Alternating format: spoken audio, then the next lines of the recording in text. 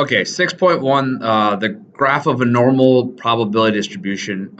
We're also going to talk a little bit about how to use the normal distribution to find some probabilities and some different characteristics, and eventually construct the control chart. Down below here, I have the equation that you would type in your calculator to get the actual graph on that calculator. We won't ever do that, but I just wanted to show you that it is really strongly involving both the standard deviation and that mean. So again, we're not going to actual graph this, but just wanted to show you. The normal distribution is a continuous distribution used for modeling many natural phenomena. Sometimes it's called the Gaussian distribution after Carl Gauss. He's one heck of a smart kindergartner.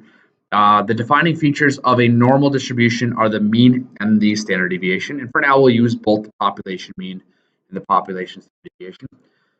Here's a look at the normal curve. It's smooth. You notice how it has the highest point is right above the mean. It's symmetrical, so the amount of area below and the amount of area above are equal to each other. So the whole thing is 1 or 100%. So below the mean would be 100 or 50%, and above the mean is going to be 50%.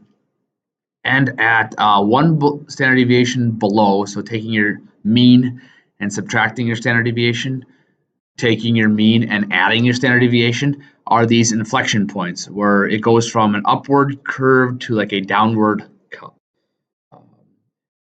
Again, it's a smooth line and it's symmetric around the mean. Highest point is above the mean. The curve never touches the horizontal axis in either direction, so the x-axis. As standard deviation increases, the curve spreads out.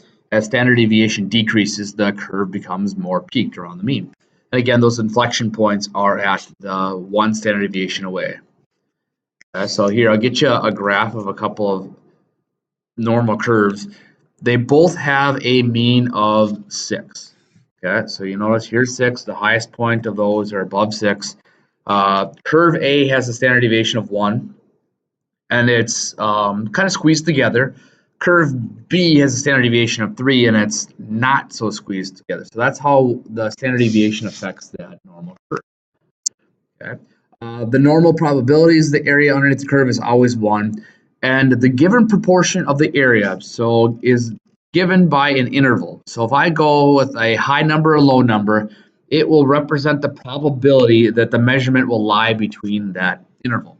The normal curve has a lot of applications in probability. And this empirical rule here that I've got is a lot to do with that. So 1 standard deviation away. And what I mean by 1 standard deviation away is take the mean, add a standard deviation, subtract the standard deviation, you get 68% of the data. Now you can split that into 34% and 34% again because of symmetry. If you're 2 standard deviations away from the mean, that's going to give an area of 95%. And by taking that 95 minus 68, you can divide those by 2, and that's how you get this 13.5 and 13.5. 3 standard deviations away, so adding 3 standard deviations, subtracting 3 standard deviations is pretty close to 100%, not quite. It's 99.7%. Again, taking 95 away from that gives you about 3.7%. Divide that by 2, and that's how you wind up with these yellow areas of 2.35% and 2.35%. Take note that anything from here and above is 50% of the data, and anything from the middle and below is going to be 50% of the data as well. So how that applies is we've got this life of a particular type of light bulb is normally distributed with a mean of 1100 hours. So I'm just going to draw myself a rough sketch, and in the middle is my mean of 1100 hours.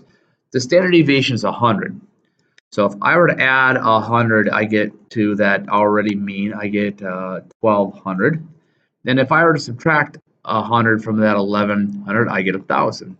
Now I'm interested in the life of the light bulb lasting between 1000 and 1200. So I'm area right here. And by the empirical rule, that is 68%.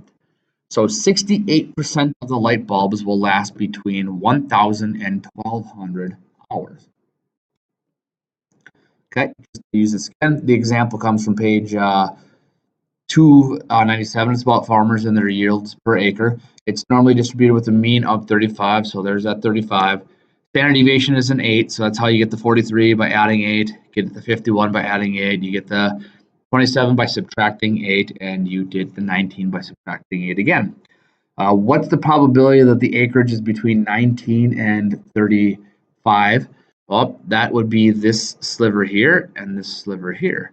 So I'm going to take the 34% and the 13.5%, add them together, and find out that there's a 47.5% probability that I'm going to get between 19 and 35 bushels. So one last application of this is a control chart, a graph that explains the data over an equal space time interval. So kind of like a time series graph from before, used to determine if a variable is in statistical control. Now by statistical control, they mean a variable x is in statistical control if it can be described by the same probability distribution over time. So if it's in control, we can use the normal curve to apply data using normal curve again and again and again to make predictions. So the data I've got here, I guess I'll show you here in a little bit, but here's how you construct it. You need the mean and probability, or the mean and population standard deviation, both of those. To create the graph, the vertical x-axis and the horizontal x-axis. So x is going to be the actual values. So up and down on the vertical axis, you're going to put the values of your table. On the x-axis, you're going to have your horizontal axis from time. The center is going to be mean. I'll show you here in a little bit. The draw horizontal dashed lines are our control limits by getting 2 standard deviations away and 3 standard deviations away. Such a small area underneath the curve is 2 standard deviations away and 3 standard deviations away, because that's kind of why those are my out of control. And then plot those variables of x and kind of connect them with lines, kind of like you would, again, with a time sequence kind of an idea. So the data I got here comes from example 5 on page 302. It's hotel rooms, okay? There's 15 days, and the number of hotel rooms each day was used for.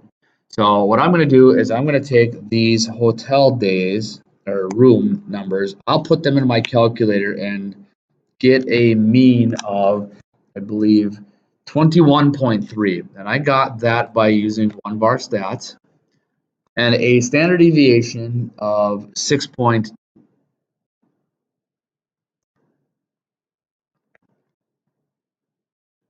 Okay, so here is my mean. I'm going to take my 21.3, there's my center. Now I want 2 standard deviations away, so I'm going to take 21.3 and I'm going to add 2 times 6.2. And that's my first upper limit of 33.7. I'm going to add another 6.2, okay, to get my other limit control of 39.9. Now to go in the other direction, I'll go 21.3, take away 2 times 6.2 to get my lower one. Excuse me, I typed in something wrong. So 21.3 minus 2 times 6.2 is going to be 8.9.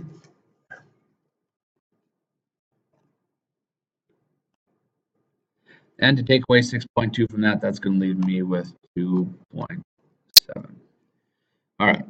Now, notice on the horizontal axis are my number of days. Vertically, I'm going to put in the number of rooms according to these lines. So on day number 1, let's go with 25. Day number 2, 8. So it's going to be down below here. I'm just going to work my way through those here real quick. They don't need to be exact. You want to kind of make sure you're aware of those dashed lines, because that's really the lines that are going to tell me whether or not in control or out of control. So on 7, we've got 31. Let's put that up a little bit closer. On day number 8, let's see, 21, just a little bit below. On day number 9, we got 27. Day number 10, we're down here at 20. On day number 11, 25. Okay, on day number 12, we got 21. Day number 13, see now a lot of these are hovered around the mean. That's pretty good. Day number 14 is at 11. Day number 15 is going to be at like 16. And then I'm just going to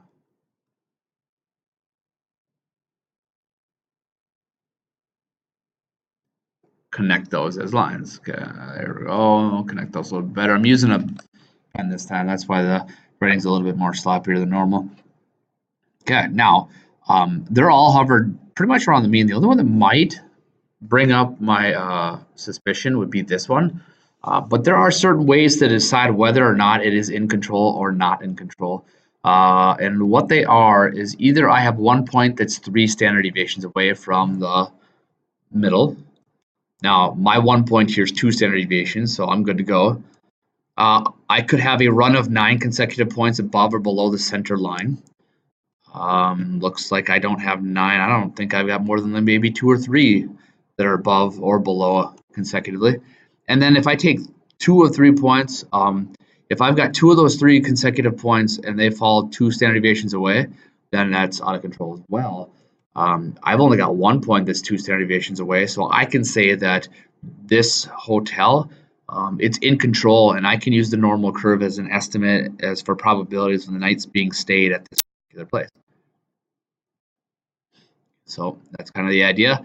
So go to page 303. This is one of them I'm going to ask you that you go ahead and do. On page 303, do 1 through 7, all of them, 9, 10, 13, and 15.